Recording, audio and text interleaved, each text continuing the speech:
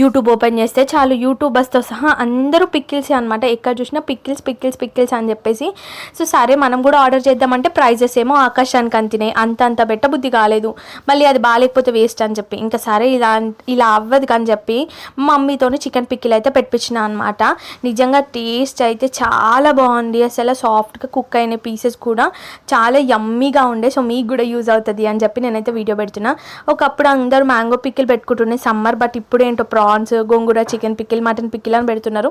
ఇక ముక్కలేంది ముద్ద దిగదంటే ఏం చేస్తాం. వితౌట్ ఫర్దర్ డిలే ఇప్పుడు మన వీడియోలోకి అయితే వెళ్ళిపోదాం. అంతకన్నా ముందు మన ఛానల్ ఇప్పుడే ఫస్ట్ టైం చూస్తుంటే మన ఛానల్ సబ్స్క్రైబ్ చేసుకోండి అండ్ పక్కనే ఉన్న బెల్ బటన్ యాక్టివేట్ చేసుకోండి.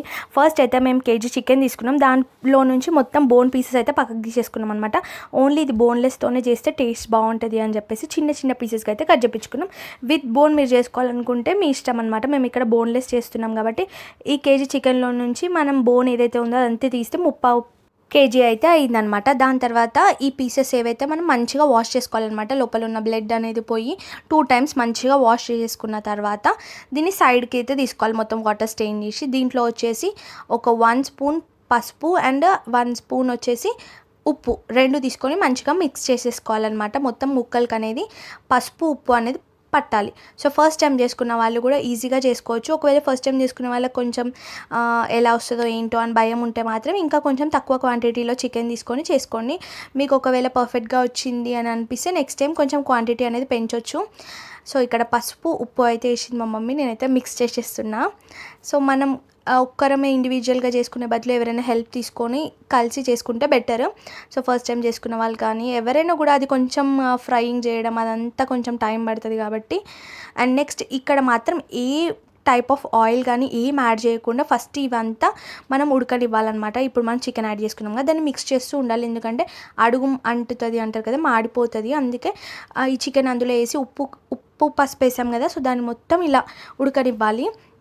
దాన్ని ఎందుకు ఆయిల్ వేయొద్దన్నా అంటే దాని లోపల వాటర్ కంటెంట్ అనేది ఎక్కువ ఉంటుంది కాబట్టి. చూడండి చికెన్లో నుంచే మనకు చాలా వాటర్ అయితే వస్తుంది.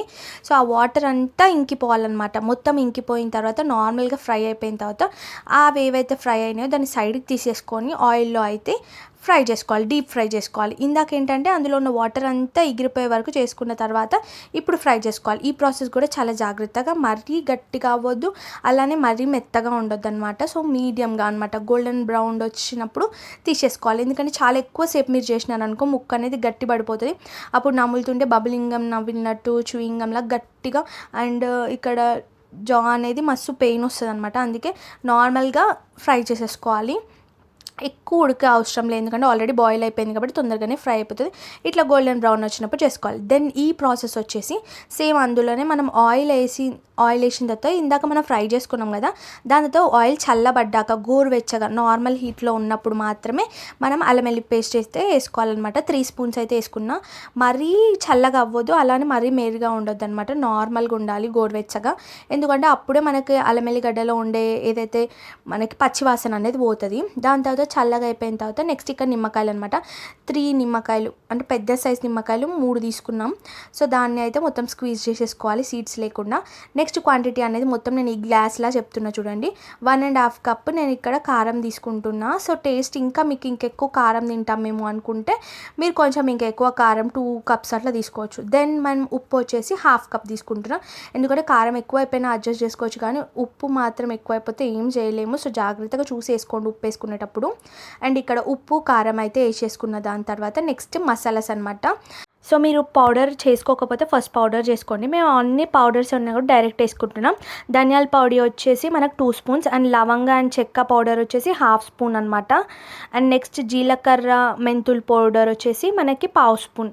సో మన క్వాంటిటీకి బట్టి తీసుకోవాలన్నమాట. మొత్తం అయితే మనం ఒకసారి మిక్స్ చేసుకోవాలి. సో మొత్తం మనం లాస్ట్లో ఒకసారి జీరా 1/2 స్పూన్ అయితే వేసుకొని మొత్తం మిక్స్ చేసుకోవాలి. సో ఇక్కడ వీడియోలో మనం యాడ్ చేసేసిన తర్వాత మొత్తం ఇలా వీడియోలో చూస్తున్నట్టు ఇదంతా ఫ్లేమ్ అనేది ఆఫ్ చేసి చేయాలన్నమాట. అంటే పొయ్యి మీద అది మసులుతున్నప్పుడు అస్సలు చేయొద్దు, ఆఫ్ అయిపోయినాక చేయాలి. దాని తర్వాత ఒకసారి మిక్స్ చేసేసుకొని మనం ఎందులో అయితే స్టోర్ చేసుకోవాలనుకుంటామో అట్లా స్టోర్ చేసుకొని మేమైతే 2 వీక్స్లో మొత్తం అయితే కంప్లీట్ చేసినాం. అంత టేస్టీ అండ్ యమ్మీగా ఉండే అనమాట చికెన్ కదా. సో అస్సలు ఎక్కువ రోజులు స్టోర్ చేయలేము, కానీ ఇది మంచిగా టైట్గా మనం వాటర్ తగలకుండా పెట్టకుండా మంచిగా ఒక 2-3 డేస్ స్టోర్ చేసేసుకొని దాని తర్వాత మగ్గిన తర్వాత తిన్నా లేదా నెక్స్ట్ డే తిన్నా కూడా టేస్ట్ చాలా బాగుంటుంది. లాస్ట్ కొంచెం మిగులుతుంది కదా, దాంట్లో వేడన్నం వేసుకొని తింటే సూపర్ టేస్ట్ ఉంటుంది. మీలో ఎంతమందికి చికెన్ పికిల్ అంటే ఇష్టమో కామెంట్ చేయండి. వీడియో నచ్చితే ఒక లైక్ చేయండి, మన ఛానల్ సబ్స్క్రైబ్ చేసుకోండి.